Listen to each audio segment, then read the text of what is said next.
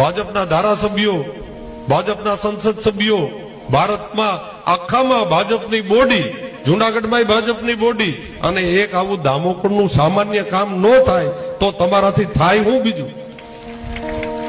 એ બહુ મોટી ખોટની વાત છે.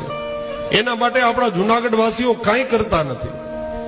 અને નગરપાલિકા વાળાઓને થોડું ખીજાવવું પડે કદાચ આપણે, તો દામોદર કુંડનો કોઈ ઉદ્ધાર કરતા નથી. આજે તમે જાઓ તો એમાં પગ બોળવાનું મન નથી થતું સાહેબ. એ નગરપાલિકા વાળાનો દોષ છે. અને નગરપાલિકા કરતા આપણા બધાનો વધારે દોષ છે કે આપણે એના માટે કાંઈ એક્શન લેતા નથી.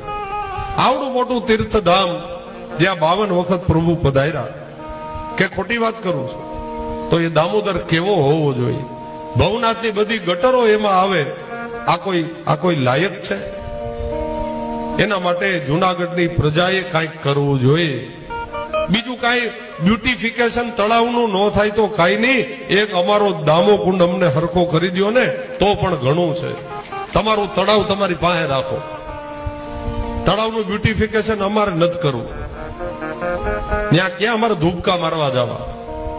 પણ દેશ વિદેશથી કેટલા યાત્રાળુઓ આ દામોદર કુંડમાં સ્નાન કરવા આવે, અને આવીને બધા નારાજ થાય છે. અને